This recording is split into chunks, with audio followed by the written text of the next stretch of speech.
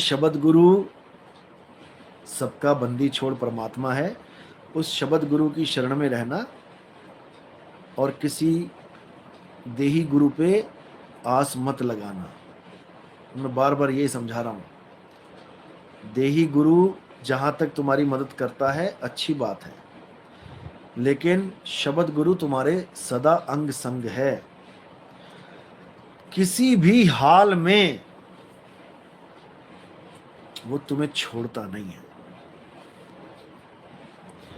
तुम अपने कर्मों की वजह से गर्भ में भी जाते हो तो भी वो गर्भ में तुम्हारी रक्षा करता है, तुम्हारे कष्ट खत्म करता है। तो उस पर पूरा विश्वास रखो, वो हमेशा अंग संग है।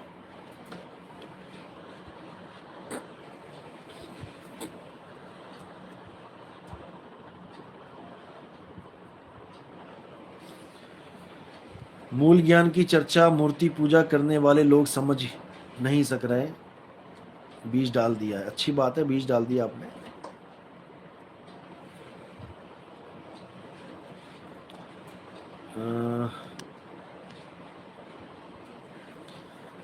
मूल ज्ञान को समझना, पहली बात तो यह है कि बड़े बड़े साधु संत नहीं समझ पाते। एक मूर्ति पूजा करने वाले को आप कैसे समझाओगे? आप केवल बीज ही डाल सकते हो। बीज डालो। अगर परमात्मा का विवेकी हंस होगा, किसी कारणवश अगर बात को नहीं समझ पा रहा है, तो बीज डालने के बाद वो बिल्कुल अच्छी तरह विचार करेगा। और अगर वो परमात्मा का विवेकी हंस नहीं है, यानी अभी वो मुक्ति के काबिल ही नहीं है, उसका विवेक सोया हुआ है, तो वो तुम्हारी बात को सुन के अनसुना भी करेगा और शायद तुमसे झगड़ा भी कर बैठे। मैंने पहले भी तुम्हें तरीका बताया है कि किसी के साथ झगड़ा नहीं करना है। जो जैसी भक्ति कर रहा है अपने लेवल पे कर रहा है, वो उसकी बुद्धि, उसका विवेक उतना ही है जितना वो लगा रहा है। हाँ, अगर तुम उस पर ये थोपने की जगह कि मैं सही और तू गलत है, उस पर ये थोपने की जगह तुम उसको खोजी बना दो, अगर उसको खोजी बनाओ तो बड़े आराम से वो हर बात को समझेगा। खोजी कैसे बनाते हैं बता देता हूं मैं। हमारे साथ जितनी भी ज्ञान चर्चाएं होती थी लोगों की, हम उनको खोजी बनाते थे, थोपते नहीं थे कि तू गलत और मैं सही। खोजी बनाया जाता है बाणियों के द्वारा। बाणियां जो हैं वो मीटर हैं। हम बाणी को रख के उसको इतना एहसास कराते थे कि जो तुम ज्ञान लेके बैठे हो अच्छी बात है, इतना भी लेके बैठे हो परमात्मा की दया से, लेकिन बाणी ये कह रही है, आपका ज्ञान इससे मैच क्यों नहीं कर रहा है। बस ये बीज डल गया। आप उसको सवाल पुट करो, आप उनसे सवाल पूछो कि भाई ऐसे ऐसे बाणी कहती है, मुझे इसका प्लीज उत्तर दे दीजिए। आपको नहीं आता तो किसी से पूछ के बता दीजिए, लेकिन मैं तो भाई भोला पंछी हूं, मुझे आप जवाब दे दीजिए ताकि मेरी खोज खत्म हो सके। मैं परमात्मा का खोजी हूं। अब वो बंदा क्या करेगा? या तो अपने गुरु भाइयों से पूछेगा, अपने गुरु से पूछेगा, अगर गुरु के साथ डायरेक्ट कांटेक्ट है तो। वैसे तो गुरु फोन नंबर देते ही नहीं है अपना, उनको पता है ये सवाल पूछेंगे बढ़िया बढ़िया और जवाब मैं दे नहीं पाऊंगा, इसलिए फोन नंबर ही ना दो, ना रहेगा बांस ना बजेगी बांसुरी। तो वो क्या करेगा? अगर तो वो है कम पढ़ा लिखा, तो वो जाएगा गुरु भाइयों के पास, गुरुओं के पास कि भाई किसी के साथ मेरी ज्ञान चर्चा हो रही थी, उसने ये सवाल पूछ लिया, अब मेरे पास जवाब नहीं, आप बता दो। या तो ये काम करेगा, या फिर वो जाएगा एक ऐसे गुरु के पास जो 3 लोग का गुरु है, उसको कहते हैं गूगल गुरु, पढ़े लिखों का गुरु। आपको कोई भी चीज चाहिए आप गूगल पे सर्च मारोगे। जैसे आपने किसी से पूछ लिया कि भाई शर अक्षर नियक्षर क्या होता है, अब आपने पूछ लिया और आप बिल्कुल किनारे हो गए। अब आपने जो पूछा उससे कि भाई शर अक्षर नियक्षर क्या होता है, ये मुझे बता दो, मुझे नहीं पता। अब पढ़ा लिखा बंदा क्या करेगा? यूट्यूब पे सर्च मारेगा या गूगल पे सर्च मारेगा, शर अक्षर नियक्षर। अब इसका मतलब वो बन गया खोजी। और अब वो जवाब किससे मांग रहा है? गूगल से। और गूगल उसको एक जवाब नहीं देगा कि इसका मतलब ये होता है, वहां पर बहुत सारी वीडियोस आ जाएंगी, जो हमने भी सत्संग कर रखे हैं, क्षर अक्षर नी अक्षर क्या होता है। अब वो उसको सुनेगा, वहां पर और लोगों की भी होंगी वीडियोस जो क्षर अक्षर नी अक्षर पे करते हैं, बोलते हैं, हमें ही सुन के बोल रहे हैं, जो कान में फूंक मार रहे हैं और बात क्षर ब्रह्म अक्षर ब्रह्म नी अक्षर ब्रह्म की कर रहे हैं, और बने हुए हैं कनफुक्के गुरु। तो जब वो सर्च करेगा और वो 3 4 5 वीडियो सुनेगा, 3 4 5 वीडियो जब वो सुन लेगा, तब उसके समझ में आने लग जाएगा कि शर क्या है, अक्षर क्या है, नी अक्षर क्या है। अब वो आपको ये नहीं बताएगा कि उसने ज्ञान लिया कहाँ से, अब वो आके आपको ज्ञान समझाएगा, और वो वाला ज्ञान समझाएगा जो उसको अच्छी तरह समझ में आया है, और जो उसको लगा है कि हाँ ये सही बोला बंदे ने। यानी हमारी वीडियो भी सुनेगा, किसी और की भी सुनेगा। अब किसी और की सुनेगा तो उसको समझ में आ जाएगा हमारी सुनने के बाद कि वो भाई नकली बात बता रहा है, असली बात तो यहाँ पे है। एक एक चीज का खुलासा यहाँ पर है। पहले वो एक वीडियो सुनेगा हमारी, एक सुनने के बाद ऐसा कोई माई का लाल नहीं जो दूसरी ना सुने। हमारे सत्संग में खासियत ये है, अगर हमारा सत्संग किसी ने एक बार सुन लिया, चाहे वो ज्ञान लेने के लिए सुने, चाहे वो ये देखने के लिए सुने कि यार ये तो मेरे गुरु से बिल्कुल अलग बोल रहा है, चाहे गालियां दे के सुने, चाहे प्रेम से सुने, सुनेगा, सुनेगा। और धीरे धीरे धीरे गालियां देते देते देते उसकी ये गालियां कब प्रेम में बदल जाएंगी उससे भी पता नहीं लगेगा। पता नहीं कितने फोन आते हैं लोगों के जो बोलते हैं महाराज क्या बताएं, कितने गालियां आपको दी हैं, कितने अपशब्द आपको बोले हैं। अब रोना आता है कि क्या सोचते रहे, क्या बोलते रहे आपको। अब समझ में आया ज्ञान 2 साल 3 साल के बाद कि आप क्या कहना चाह रहे हो, हमारे भले की कह रहे हो या हमारे बुरे की। अब समझ में आया है, और समझने के बाद हालत खराब, रातों की नींदें उड़ी पड़ी हैं। कब मिलेंगे, कब मिलेंगे, एड्रेस दे दो जी, आश्रम का एड्रेस बता दो जी। भाई मैं किसी आश्रम में रहता ही नहीं हूँ, मैं यहाँ पे आश्रमवाद खत्म करने आया हूँ, आश्रम बनाने नहीं आया यहाँ पे कि एक और बड़ा सा आश्रम बना दूं, कल को झगड़ों का कारण बना दूं तुम्हारे लिए कि लठ बजे वहां पे मैं बैठूंगा, मैं बैठूंगा। मैं पहले ही कहता आया हूं कि गुरु को चेला विष देवे, ज्यों गांठी होए दाम, और पुत्र पिता को मारता, ये माया का काम।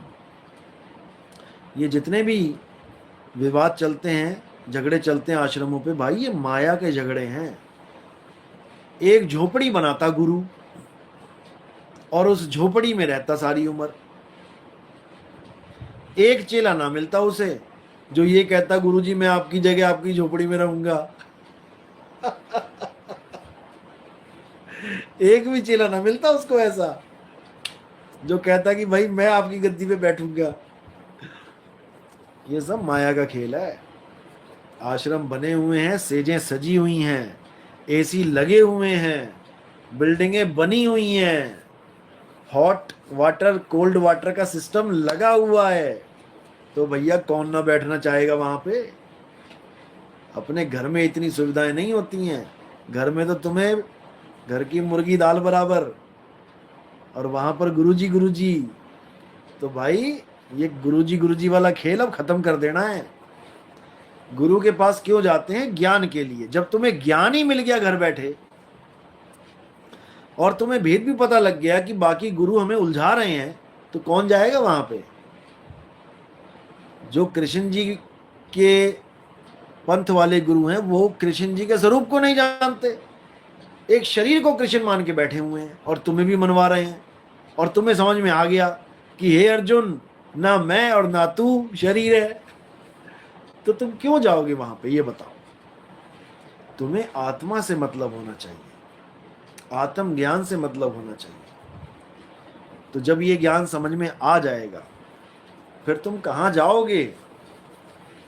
तुम्हारा आना जाना खत्म हो जाएगा। अरे ना कहीं आना ना कहीं जाना, और आपे में आप समाना, तब वो बात बनेगी। लेकिन उसके लिए समय लगता है, समझ में आनी चाहिए बातें। तो अगला सवाल देखते हैं। बुद्ध भगवान जीव को जानते थे, बस इसलिए आत्मा को नहीं मानते थे। बिल्कुल सही बात है। देखो, बुद्ध भगवान जो बुद्ध जी हैं, ऐसा नहीं है कि हम उसके खिलाफ बोलते हैं। उनके सब अपने प्रेमी हैं, सबको हम प्रेम करते हैं। लेकिन जहां ज्ञान अज्ञान की बात आ जाती है, वहां सच बोलना पड़ता है।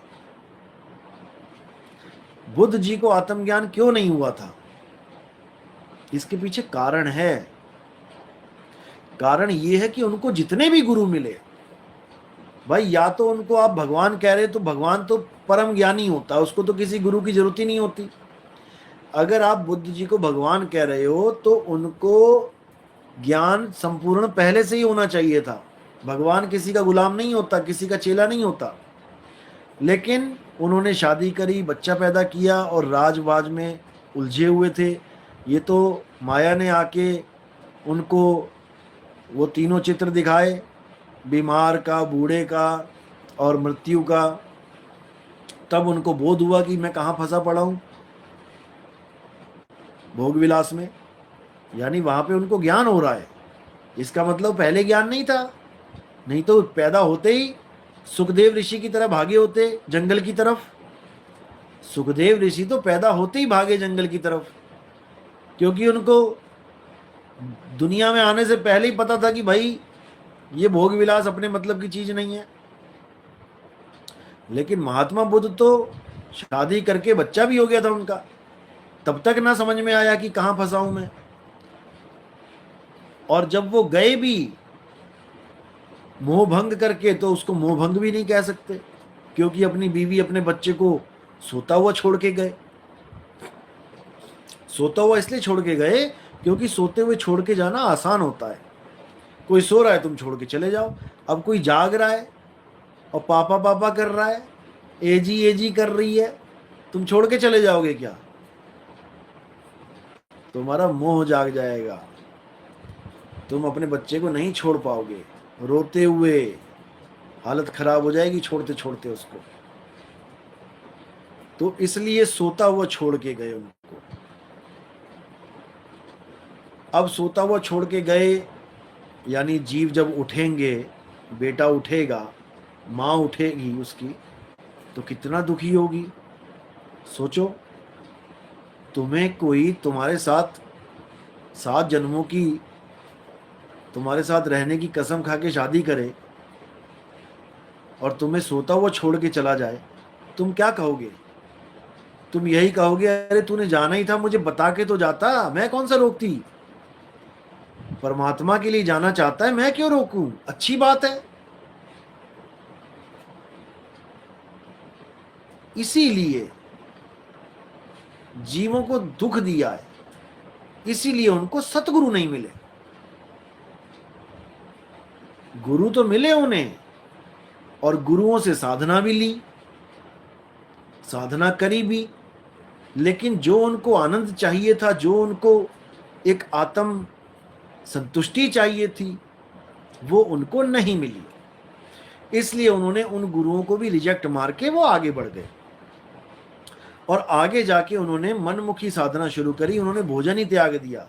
उन्होंने सोचा कि शायद इंद्रियों को हम ऐसे कंट्रोल कर सकते हैं कि हम खाना ही ना दें इनको, तो ये भोग विलास की तरफ जाएंगी नहीं,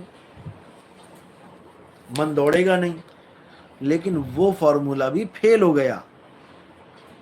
जब वो एक पानी का, कोई कहता है नाला पार कर रहे थे, कोई कह रहा है नदी पार कर रहे थे, वहां पर उनको ये ज्ञान हो गया कि मैंने अपनी कैसी हालत बना दी है, मैं अपने शरीर को ही नहीं ढो पा रहा हूं, ज्ञान कैसे होगा मुझे।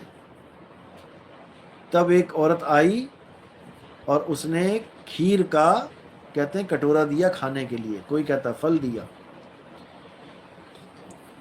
तो जब वो खाया तो उनको समझ में आया कि सितार की, वीणा की तार ना ज़्यादा टाइट होनी चाहिए, ना ज़्यादा ढीली होनी चाहिए, मध्यम होगी तो उससे सुर निकलेंगे बढ़िया वाले। तो उन्होंने उस हठ योग को भी त्याग दिया। लेकिन कोई गुरु नहीं मिला, इसलिए अब क्या करते, तो उन्होंने इस शरीर में जो श्वास है, जो सांस चल रही है हमारी, इसको सर्वशक्तिमान मान लिया, इसको परम चेतन मान लिया, और इस सांस को ही आती जाती को ये देखने लगे। अब कबीर साहब यहां पे खंडन करते हैं कि जो श्वासा संग करे पयाना, पांच तत्व में जाए समाना। उस सांस को देखते देखते देखते वो शून्य अवस्था में चले गए, क्योंकि सारे तत्व कहां लीन होते हैं, जाके शून्य में, और शून्य से ही सारे तत्व उजागर होते हैं। तो अगर आपकी सूरत किसी भी तत्व को पकड़ के आगे बढ़ रही है तो वो जाके शून्य में ही समाएगी। जैसे किसी देश में कोई भी नदी है, आप किसी भी नदी में अपनी किश्ती डाल दो, वो कोई भी नदी हो, वो सारी नदियां जाके समुद्र में समाएंगी, और समुद्र से ही उन नदियों का अस्तित्व है। समुद्र से ही भाप बन के पानी उड़ता है और जाके ऐसे क्षेत्रों में बारिश बन के गिरता है जहां पर जलवायु वैसी हो, या बर्फ बन के पहाड़ों पे गिरता है, फिर धूप पड़ती है तो पिघल के नदी बनती है। तो ये जहां से आ रहा है वहीं जा रहा है ये तत्व, और श्वासों को पकड़ के वो शून्य में चले गए। जब वो शून्य में गए, अब शून्य की अवस्था क्या होती है, वहां आत्मा परमात्मा का खेल नहीं होता है, वहां सन्नाटा सन्नाटा होता है वहां पे, इसीलिए उसको शून्य कहते हैं। शून्य हो गया, शून्य समाधि, शून्य समाधि, वहां पर हर चीज शून्य हो जाती है। लेकिन उस शून्य को भी तो कोई अनुभव कर रहा है, यानी शून्य में भी कोई है जो ये जान रहा है कि ये शून्य है। उसको अपना स्वरूप जानना है, बस शून्य को त्यागना है, अपने स्वरूप को जानना है। उस भेद को वो नहीं समझ पाए क्योंकि उनको गुरु नहीं मिला, कोई सतगुरु नहीं मिला। अगर वहां सतगुरु मिल जाता फिर खेल सुलट जाता, लेकिन सतगुरु मिला नहीं तो वो चीज मिली नहीं। इसलिए उन्होंने परमात्मा का खंडन कर दिया कि परमात्मा नाम की कोई चीज ही नहीं, आत्मा का खंडन कर दिया। जीव को ही सर्वे सर्वा बोल दिया कि जीव ही सब कुछ है। इसलिए महात्मा बुद्ध वाले जो मॉन्क्स हैं, ये आत्मा परमात्मा को मिथ्या मानते हैं, गीता का खंडन करते हैं। गीता को तो कहते हैं ये तो मनगढ़ंत ज्ञान है, ये तो किसी ने लिख दिया है ऐसे ही हवाई हवाई में ही, क्योंकि वो समझ ही नहीं पाए गीता को। गीता का ज्ञान अगर कोई समझ ले सही से तो सारे भेद खुल जाते हैं।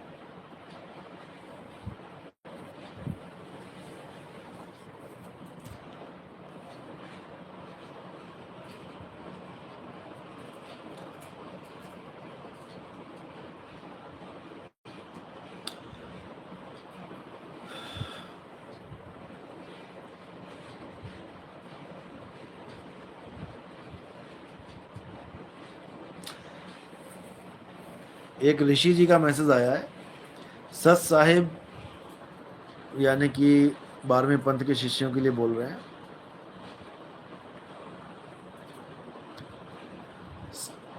सत साहिब के शिष्यों से मेरा निवेदन है, इनका सत्संग सुने पहले। मैं भी 4 साल सत साहिब में था, सतलोक के भी दर्शन किए थे, फिर भी आज मैं नितिन साहिब की शरण में हूँ। बहुत अच्छी बात है, आपने ज्ञान को समझा। नितिन साहिब की शरण का मतलब ये शरीर मत समझना। नितिन साहिब का मतलब होता है जज साहिब। नितिन का मतलब होता है जज, जो जजमेंट देता है, सत्य असत्य का निर्णय करता है। और आपने भी नितिन ही बनना है, आपने भी सत्य असत्य का निर्णय करने वाला जज बनना है। कैमरा साफ करिए। साफ नहीं आ रही क्या फोटो? कोई बात नहीं, फोटो से मतलब नहीं है, आवाज आनी चाहिए। आवाज अगर चल रही है तो सब ठीक है। आज है कैमरा, कल को नहीं है, लेकिन आवाज सदा रहेगी।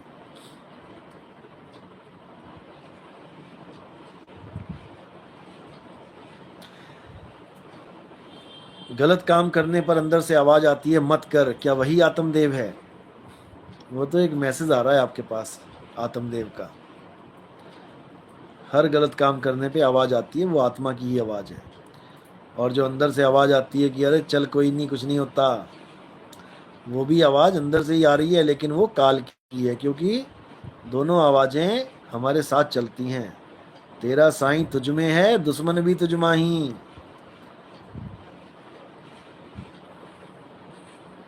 तो इसको अच्छी तरह समझना है। बाकी बात रही झंडे की, झंडा तो एक ही चलेगा, झंडा एक ही चलेगा, और वो है सतनाम का झंडा, जो पूरे विश्व में डंका बजेगा। सोचने वालों को, देखने वालों को लगता है मजाक, क्योंकि उनकी बुद्धि यहीं तक सीमित है। किसी कुएं के मेंढक को बोलो कि बहुत बड़ा समुद्र है, बहुत बड़ा है समुद्र, वो कहेगा अरे जा यार, क्या बात कर रहा है, हमने ऐसी धूप में बाल काले थोड़ी नहीं किए हैं, बाल सफेद थोड़ी नहीं किए हैं। हमारी भी जिंदगी बीत गई है, लेकिन उसकी जिंदगी कुएं में बीतती है, तो वो नहीं समझ सकते। हमारे ही आश्रम के बहुत से लोग हैं जो मजाक उड़ाते हैं, देखो मजाक भी उड़ाते हैं, और हमारे प्रोग्राम भी देखते हैं, और फिर कहते हैं अरे भाई इतनी भीड़ नितिन दास को सुन के आ रही है। बात भीड़ की भी नहीं है, भीड़ तो छोटा सा धूल का कण है भीड़।